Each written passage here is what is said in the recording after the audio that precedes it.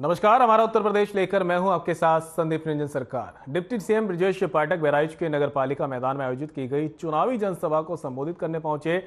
इस दौरान उन्होंने जनता को संबोधित करते हुए प्रधानमंत्री मोदी और मुख्यमंत्री योगी आदित्यनाथ द्वारा चलाई जा रही जन कल्याणकारी योजनाओं का बखान किया और बीजेपी प्रत्याशियों को निकाय चुनाव में जीत दिलाने की अपील की। साथ ही उन्होंने कहा कि प्रदेश में चुन चुन कर अपराधियों को सजा दिलवाई जाएगी। पहले की सरकारों में अभियोजन की तरफ से लापरवाही की जाती थी, लेकिन बीजेपी सरकार में अपराधियों का खात्मा किया जाएगा।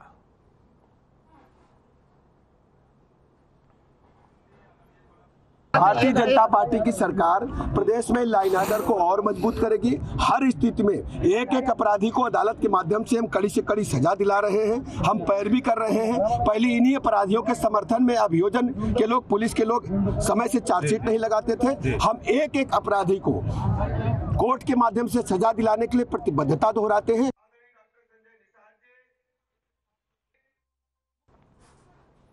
और नोएडा से इस बीच एक बड़ी खबर सामने आ रही है। बेसमेंट की खुदाई के दौरान हुआ हादसा। एफएनजी विहार स्थित पुराने मकान में हुआ हादसा। 2 मजदूरों समेत 4 साल का मासूम मलबे में दबा। हादसे में मजदूर घायल, मासूम हुआ बेहोश।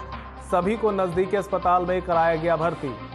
ये बड़ी खबर आपको नोएडा से बता रहे हैं, जहां पर बेसमेंट की खुदाई के दौरान हादसा हो गया है और हादसे में 2 मजदूरों समेत एक मासूम भी मलबे की चपेट में आ गया। एफएनजी विहार स्थित पुराने मकान का यह मामला है, जहां पर हादसा हुआ। 2 मजदूरों समेत 4 साल का मासूम मलबे में दबा। हादसे में मजदूर घायल और मासूम बेहोश हुआ। सभी को नजदीकी अस्पताल में भर्ती कराया गया। बड़ी खबर नोएडा से आपको बता रहे हैं, जहां पर बेसमेंट की खुदाई के दौरान यह हादसा हुआ। तस्वीरें आप देख सकते हैं किस तरह से जो है बेसमेंट की खुदाई की जा रही थी और रोड की तरफ ये खुदाई बढ़ाई जा रही थी। इसी दौरान हादसा हो गया और हादसे में 2 मजदूर और एक मासूम मलबे में दब गया। दोनों मजदूर घायल हो गए, जबकि मासूम बेहोश हो गया था। सभी को इलाज के लिए अस्पताल में भर्ती कराया गया।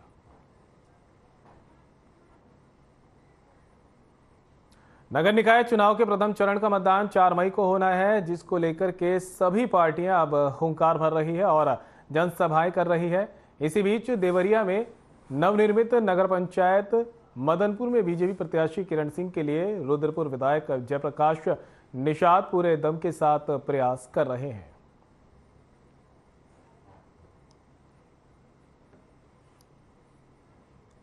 देखिए, मदनपुर को मैं इसलिए नगर पंचायत बनवाया जिसमें 5 गांव को इस गांव में मर्ज किया है, इसलिए कि इस इलाके का समुचित विकास नहीं हो पा रहा था। मदनपुर पहले से, आज से नहीं, 50 वर्ष पहले से बड़ी बाजार के रूप में जाना जाता है। व्यवसायिक दृष्टि से भी मदनपुर पहले से बहुत अच्छा रहा है। इलाके की बाजार यहाँ मानी जाती थी, आज भी है, और इसको नगर पंचायत बनाने का मकसद यही रहा है कि यहाँ का समुचित विकास हो।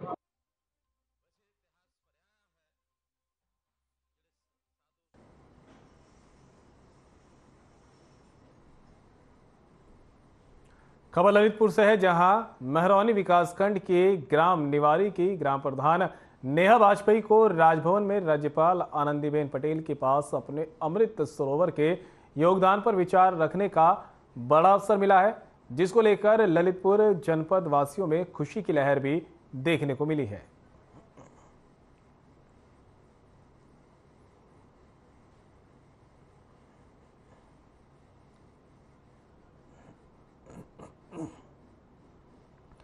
तो ललितपुर की आपको खबर बता रहे हैं, जहां पर ग्राम प्रधान नेहा वाजपेयी को अमृत सरोवर के योगदान पर विचार रखने का मौका मिला। जनपद वासियों में इस दौरान खुशी की लहर भी देखने को मिली है। तस्वीरें आपके सामने है।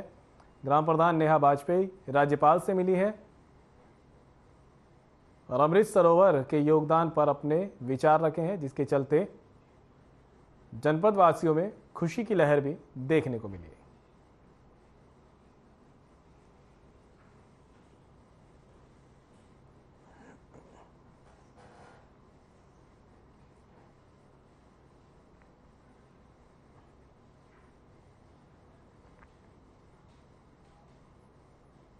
मलिहाबाद में नगर निकाय चुनाव को लेकर समाजवादी पार्टी के राष्ट्रीय महासचिव शिवपाल यादव ने जनसभा को संबोधित किया है और सपा प्रत्याशी हुमेरा खातून के समर्थन में वोट मांगे।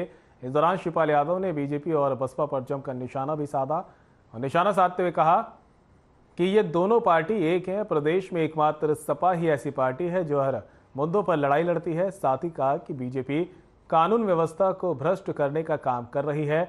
बीजेपी सरकार गुंडे पैदा करने का काम कर रही है।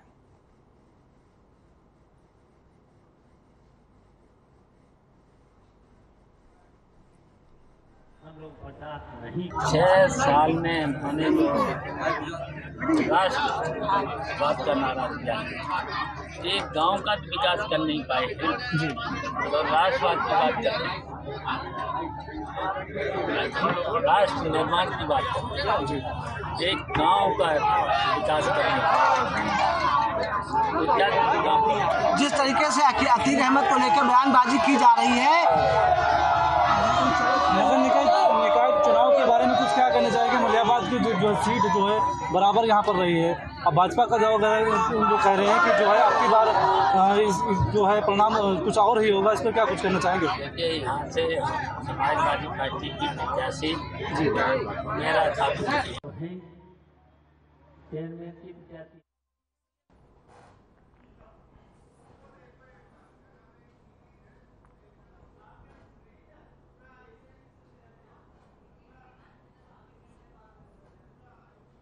मैनपुरी में शनिवार की शाम एक युवक हाईटेंशन तार पकड़कर लटक गया। लोगों ने देखा तो मौके पर इस दौरान भीड़ जमा हो गई। युवक ऊपर चढ़कर कलाबाजी कर करतब दिखाने लगा। हालांकि उस समय विद्युत सप्लाई सुचारू नहीं थी, नहीं तो एक बड़ा हादसा हो सकता था। मामला कोतवाली क्षेत्र के जागरूकपुर गोला बाजार से जुड़ा हुआ है, जहां के निवासी विक्रम सिंह का किसी बात को लेकर उसके परिवार वालों से झगड़ा हो गया था।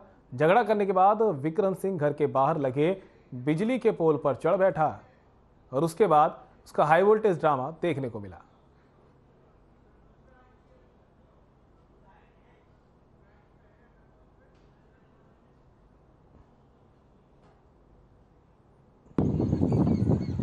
झगड़ा करते थे। फिर ये इसमें लाइट नहीं आ रही थी क्या? उतरा फिर ये कैसे तारों से उतार हो? फिर क्या नाम है, कौन है ये? बाबू नाम है तो विक्रम। तो ये क्या कोई झगड़ा हो गया था उसका या फिर? अरे आपस में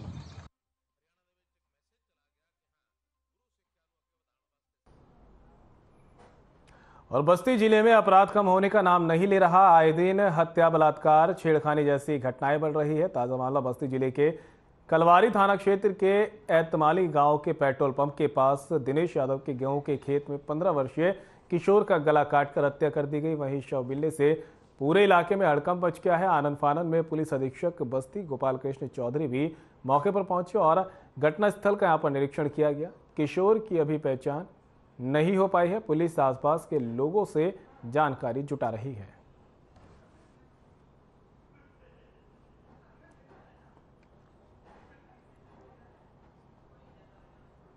आज दिनांक 30/4/2023 को समय लगभग 11:30 बजे कलवारी थाना अंतर्गत टांडा मार्ग पर खेत के किनारे एक अज्ञात शव मिलने की सूचना पर मौके पर पुलिस पहुंची। इसमें वहां पर जाकर ज्ञात हुआ जो 15 वर्षीय बालक का शव है, जिसकी शिनाख्त कराई जा रही है। शेष विधिक कार्रवाई की जाएगी। मौके पर लॉ एंड ऑर्डर की कोई प्रॉब्लम नहीं है।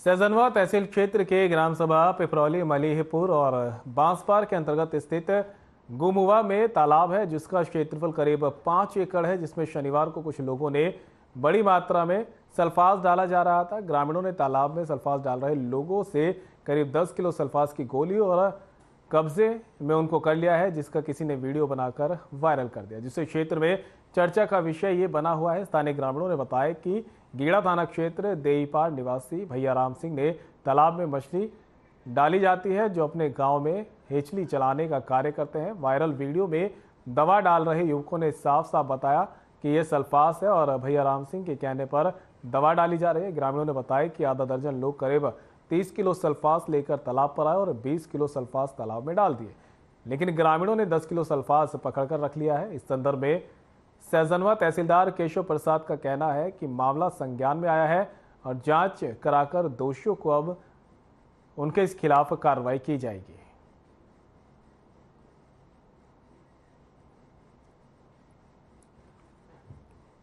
क्या है ये दवाई कौन दवाई है? ये मछली मरे वाली दवाई। कौन मछली मरे वाली? कौन नाम बाकर? सेल्फास। सेल्फास है ना? पक्का दम कन्फर्म बाटर ने? चला अब।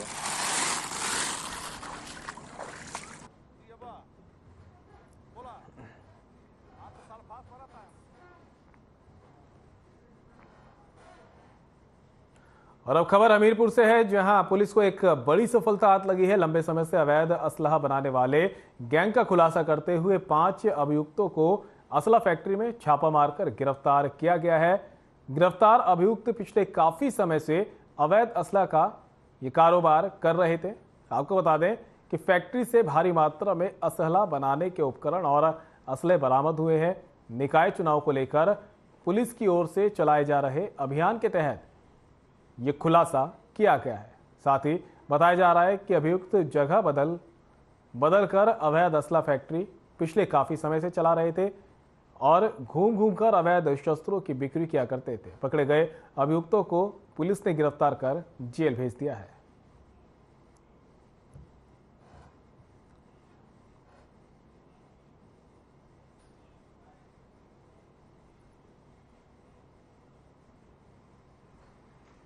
थाना राट और जनपद की एसओजी के द्वारा आज एक बड़ी कार्रवाई की गई है, जिसमें 19 असला बरामद हुए हैं, अवैध असला हमको बरामद हुए हैं। जिसमें राइफल है, 315 बोर का तमंचा है, 32 बोर का, 12 बोर के भी तमंचे और कुछ मटेरियल भी बरामद हुआ है जिससे कि ये लोग असला बनाया करते थे।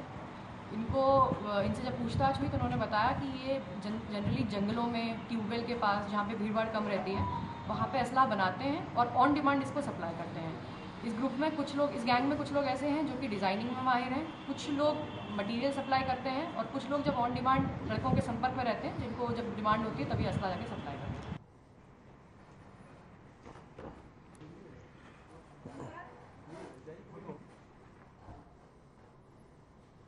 हमीरपुर पुलिस ने भारी मात्रा में अवैध गुटखा फैक्ट्री का भंडाफोड़ किया है। मौके से भारी मात्रा में अधबने माल सहित बनाने वाले उपकरण भी बरामद किए हैं और इसी के साथ ही 3 अभियुक्तों को यहां पर गिरफ्तार कर जेल भेज दिया गया है। आपको बता दें कि गांव में अवैध गुटखा फैक्ट्री संचालित थी, जिसे मुखबिर की सूचना के आधार पर पुलिस ने छापा मारकर यहां अवैध गुटखा फैक्ट्री का भंडाफोड़ किया। साथ ही पुलिस ने 3 अभियुक्तों को गिरफ्तार कर जेल भी भेज दिया है।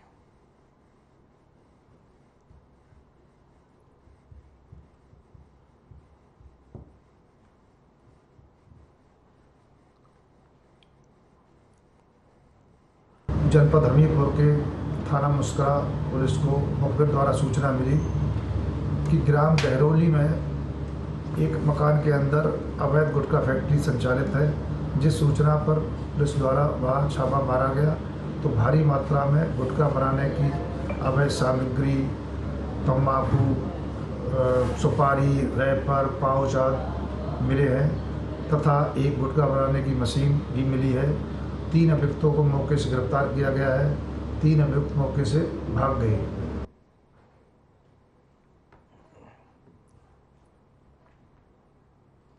तो हमीरपुर से आपको खबर बता रहे हैं, जहां पर पुलिस ने अवैध गुटखा फैक्ट्री का भंडाफोड़ करते हुए उसका खुलासा किया है। और आपको बता दें अधबने माल सहित कई उपकरण भी यहां पर पुलिस ने बरामद किए हैं और साथ ही 3 आरोपियों को भी गिरफ्तार किया गया है। तस्वीर आपके सामने किस तरह से जो है यहाँ पर हमीरपुर में अवैध गुटखा फैक्ट्री संचालित थी, जिसका भंडाफोड़ करते हुए पुलिस ने आरोपियों को भी गिरफ्तार किया है। खबर झांसी से है, जहां झांसी में होने वाले 4 मई को निकाय चुनाव को शांतिपूर्ण ढंग से संपन्न कराए जाने के लिए पुलिस ने भी अब पूरी तैयारी कर ली है और झांसी के मौरानीपुर में पुलिस क्षेत्राधिकारी स्नेहा तिवारी और कोतवाली प्रभारी तुलसीराम पांडे सहित पैरामिलिट्री फोर्स की ओर से नगर में फ्लैग मार्च निकाला गया। इसके साथ ही नगर के लोगों को भी सुरक्षा का एहसास दिलाया गया है। आपको बता दें फ्लैग मार्च मौरानीपुर कोतवाली से शुरू होकर सुखनई नदी से होता हुआ नई बस्ती पहुंचा, जहां जवानों के बूटों की आवाज से नगर में दिखने वालों की भीड़ जमा हो गई। इसी के साथ कोतवाली प्रभारी तुलसीराम पांडे की ओर से नगर की जनता को भरोसा दिलाया गया कि चुनाव के दौरान किसी भी तरह से कानून व्यवस्था बिगड़ने नहीं दी जाएगी और कानून व्यवस्था बिगाड़ने वालों के खिलाफ कड़ी से कड़ी कार्रवाई अमल में लाई जाएगी।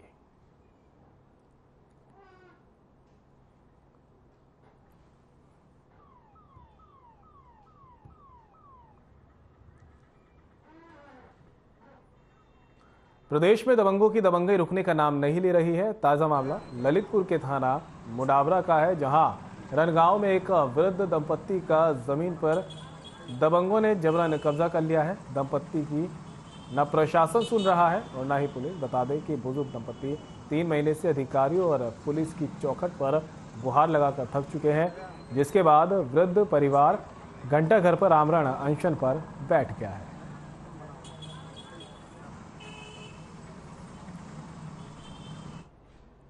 घंटा घर पे बैठे हैं सर, हमारी जमीन छुड़ा रहे गुंडागिर्दी से वे लोग, हईराम, पप्पू, प्रभु और गब्बर मकान बना रहे। 28 फुट है हमारी और 8 फुट जगह है उसकी सर। 2 दार नपाई भी होगी, परसों नपाई करवा के लेखपाल ने और कानीगो ने और एडीएम काम लगवाए और धर्मेंद्र दरोगा जी कह रहे थे सारी जहाँ चाह चली जा, तेरी सुनवाई नहीं होगी। हम 3 महीना से भटक रहे, हमारे ढोर बचे बेड़ियन के मारे हम रह नहीं पा रहे घर में, तार और लटका के।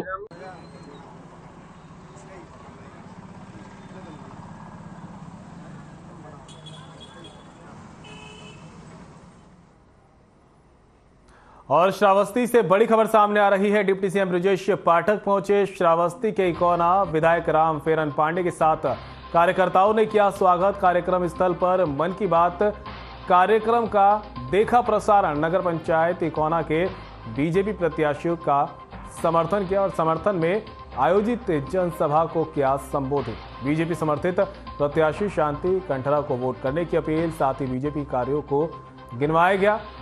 इकोना को आदर्श नगर पंचायत बनाने का जनता को दिया आश्वासन। इकोना के रामलीला मैदान में आयोजित की गई जनसभा। तो बड़ी खबर आपको बता रहे हैं, जहां पर डिप्टी सीएम जनसभा को संबोधित करने पहुंचे और बीजेपी के प्रत्याशी के समर्थन में यहां पर वोट मांगे गए। साथ ही बीजेपी के कार्यकाल की उपलब्धियां डिप्टी सीएम ने आम जनता के साथ साझा की।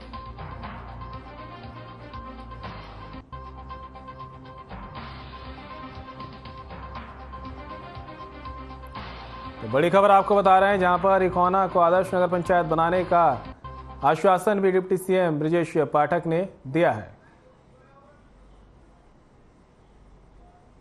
को बगैर जो पूरे देश के जो विशिष्ट अपने जीवन में काम कर रहे हैं, अनुकरणीय काम कर रहे हैं, अद्भुत योगदान दे रहे हैं, ऐसे लोगों को बगैर राजनीतिक बात किए पूरे देश की दुनिया की जनता के समक्ष लाते हैं और नए आविष्कार हैं, नए एक अपने जीवन में उन लोगों ने कार्य किए हैं। जैसे एक लाइब्रेरी चला करके गाँव के बच्चों को पढ़ा रहे हैं, जैसे पर्यटन के क्षेत्र में अच्छा काम कर रहे हैं, चिकित्सा के क्षेत्र में अच्छा काम कर रहे हैं, गरीबों की सेवा कर रहे हैं। सैकड़ों उदाहरण आदरणीय प्रधानमंत्री नरेंद्र मोदी जी ने ऐसे विशिष्ट कार्य करने वाले लोगों को विभिन्न अपने मन की बात के कार्यक्रमों में दिए हैं। मैं आदरणीय प्रधानमंत्री नरेंद्र मोदी जी का आभार प्रकट करता हूं और सभी अपने प्रदेश भर के जिन लोगों ने माननीय प्रधानमंत्री जी की मन की बात को 55-56 हजार से अधिक पॉइंट पर सुना है, सभी को मैं बहुत बहुत आभार प्रकट करता हूं। हम सब जानते हैं कि आदरणीय प्रधानमंत्री नरेंद्र मोदी जी दुनिया के सर्वाधिक लोकप्रिय नेता हैं और हम कह सकते हैं कि हम लोगों को गर्व है वो नेता भारतीय जनता पार्टी के माननीय प्रधानमंत्री नरेंद्र मोदी जी हैं। और जब 2024 का लोकसभा चुनाव होगा, आप देखेंगे कि तीसरी बार आदरणीय प्रधानमंत्री जी प्रचंड बहुमत के साथ सरकार बनाएंगे। जो पूरे देश के जो विशिष्ट अपने जीवन में काम कर रहे हैं, अनुकरणीय काम कर रहे हैं, अद्भुत योगदान दे रहे हैं, ऐसे लोगों को बगैर राजनीतिक बात किए पूरे देश की दुनिया की जनता के समक्ष लाते हैं और नए आविष्कार हैं, नए एक अपने जीवन में उन लोगों ने कार्य किए हैं। जैसे एक लाइब्रेरी चला करके गाँव के बच्चों को पढ़ा रहे हैं, जैसे पर्यटन के क्षेत्र में अच्छा काम कर रहे हैं, चिकित्सा के क्षेत्र में अच्छा काम कर रहे हैं, गरीबों की सेवा कर रहे हैं। सैकड़ों उदाहरण आदरणीय प्रधानमंत्री नरेंद्र मोदी जी ने ऐसे विशिष्ट कार्य करने वाले लोगों को विभिन्न अपने मन की बात के कार्यक्रमों में दिए हैं। मैं आदरणीय प्रधानमंत्री नरेंद्र मोदी जी का आभार प्रकट करता हूं और सभी अपने प्रदेश भर के जिन लोगों ने माननीय प्रधानमंत्री जी की मन की बात को 55-56 हजार से अधिक पॉइंट पर सुना है, सभी को मैं बहुत बहुत आभार प्रकट करता हूं। हम सब जानते हैं कि आदरणीय प्रधानमंत्री नरेंद्र मोदी जी दुनिया के सर्वाधिक लोकप्रिय नेता हैं और हम कह सकते हैं कि हम लोगों को गर्व है वो नेता भारतीय जनता पार्टी के माननीय प्रधानमंत्री नरेंद्र मोदी जी हैं। और जब 2024 का लोकसभा चुनाव होगा, आप देखेंगे कि तीसरी बार आदरणीय प्रधानमंत्री जी प्रचंड बहुमत के साथ सरकार बनाएंगे। जो पूरे देश के जो विशिष्ट अपने जीवन में काम कर रहे हैं, अनुकरणीय काम कर रहे हैं, अद्भुत योगदान दे रहे हैं, ऐसे लोगों को बगैर राजनीतिक बात किए पूरे देश की दुनिया की जनता के समक्ष लाते हैं और नए आविष्कार हैं, नए एक अपने जीवन में उन लोगों ने कार्य किए हैं।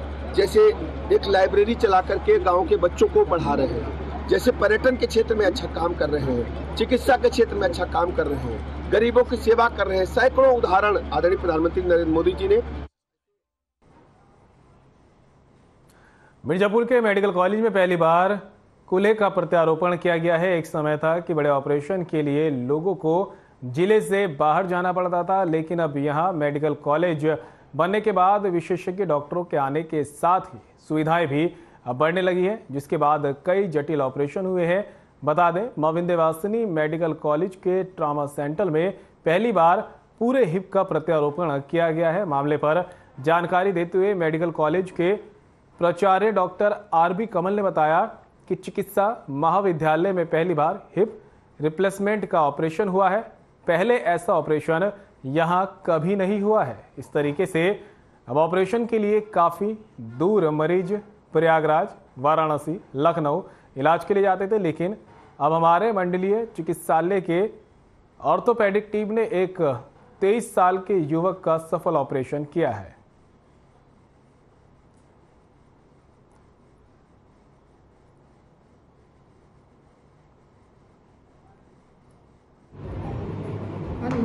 देखिए, सबसे पहले तो मैं आपको धन्यवाद देता हूं तथा इस मिर्ज़ापुर में इस चिकित्सा महाविद्यालय में पहली बार एक टोटल हिप रिप्लेसमेंट का ऑपरेशन हुआ है, जो कि अभी तक यहाँ कहीं नहीं हुआ है। इसके लिए मरीज़ काफ़ी दूर लखनऊ है, इलाहाबाद है, बनारस है या दिल्ली है, अन्य हायर सेंटर भी जाते थे।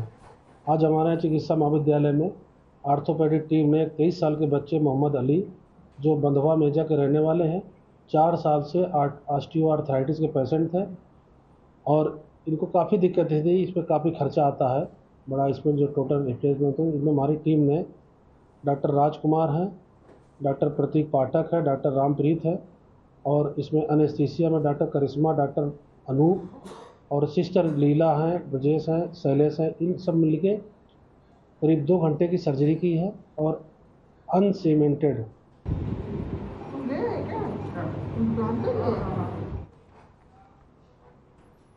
और हमीरपुर से बड़ी खबर सामने आ रही है। शराबी की बाइक सवार ने जमकर की पिटाई, लात घूंसों और चप्पलों से जमकर पीटा। शराबी ने नशे में बाइक का हेड तोड़ने पर विवाद। बाइक का हेड तोड़ने को लेकर हुआ विवाद। शराबी की पिटाई का वीडियो सोशल मीडिया पर हुआ वायरल।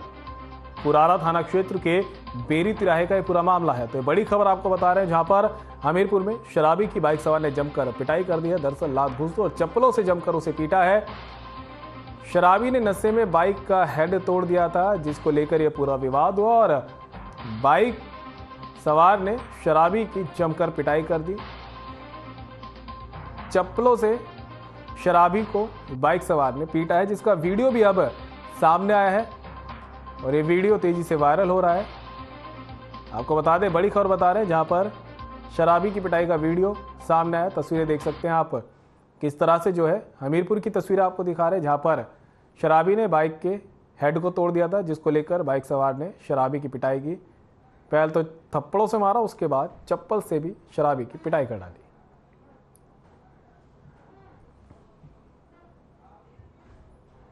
और बुलेटिन में मेरे साथ इतना ही। दीजिए इजाजत, नमस्कार।